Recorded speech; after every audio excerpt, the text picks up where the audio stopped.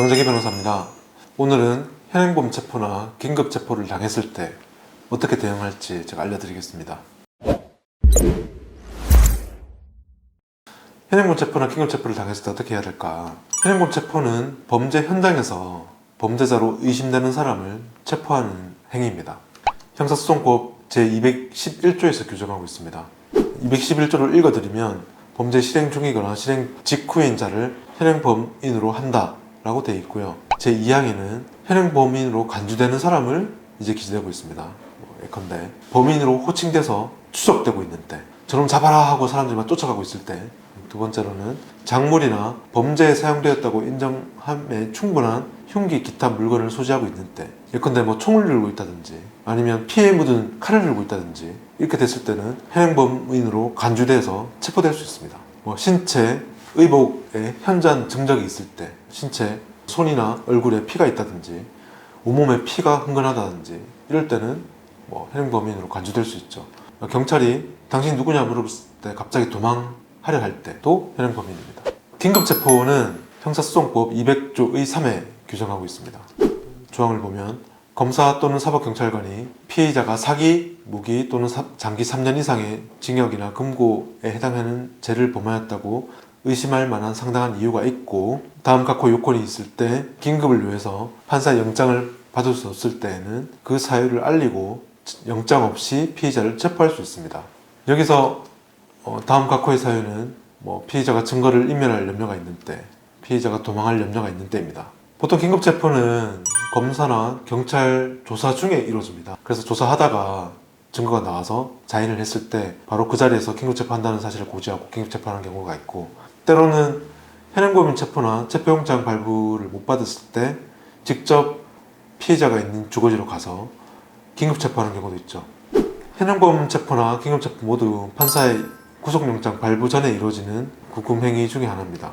이렇게 현행범과 긴급체포를 당했을 때는 모두 48시간 이내에 검사가 판사에게 구속영장을 청구해야 됩니다. 보통 48시간 이내에 구속영장을 청구한다고 하기 때문에 일반적으로 현행범으로 체포되거나 긴급체포됐을 때 48시간 동안 검사의 영장 청구가 없으면 바로 석방되게 되죠. 그래서 보통 일반적으로 48시간 동안은 유치장에 있을 수 있다 이런 말을 보통 하게 되죠.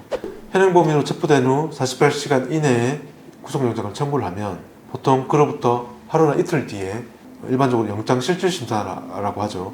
영장 발부 재판이 이루어집니다. 보통 이때 중요한 것은 영장심사입니다. 이 영장심사에서 판사가 묻는 것은 많이 없습니다. 범죄가 소명되는지, 범죄를 인정하는지, 공범이 있는지, 도주할 염려가 있는지, 그리고 증거를 인멸할 염려가 있는지 등에 대해서 간략하게 묻습니다. 중요한 사건에서는 몇 시간씩 영장심사가 이루어지기도 하는데 보통 일반적으로는 10분, 20분을 채 넘기지 않습니다. 영장심사는 피의자와 변호인 그리고 판사가 재판에 참석해서 재판을 진행합니다.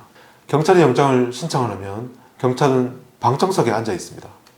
법적으로 영장 청구권은 검사에게만 있고 경찰에는 없기 때문에 수사한 경찰은 그저 영장 재판에 참관할 뿐입니다. 그래서 경찰이 말을 직접적으로 하는 경우도 없습니다. 말을 할 수 있는 어떤 권리도 없기 때문이죠.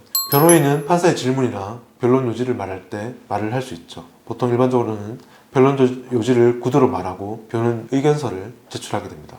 통계적으로 영장 청구된 사건의 약 80에서 90%는 영장이 발부되게 됩니다.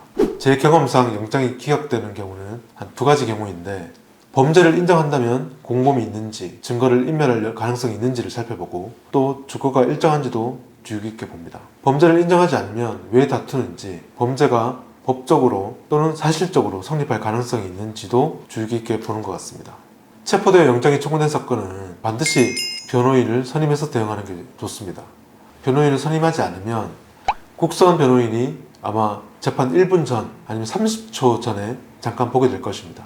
그때 국선 변호사가 인정하냐 말 거냐 요거 한 가지만 물어보고 재판에 들어가는데, 자신의 실질적 방어를 위해서는 반드시 변호인을 미리 선임하고 영장재판에 어떻게 응할 건지, 전략을 어떻게 짤 것인지 정한 다음에 재판에 임하는 게 옳습니다. 그렇게 하지 않으면 영장재판 이후에 영장이 발부되면 향후에 수사나 재판할 때 굉장히 불리한 상태에서 할 수밖에 없기 때문입니다. 그래서 영장재판 전 그리고 긴급체포 당했을 때 바로 변호인을 선임하고 향후 전략을 짜는 것이 구속을 일단 막고 향후 재판에 대응을 원활히 하는데 필요하다고 생각됩니다.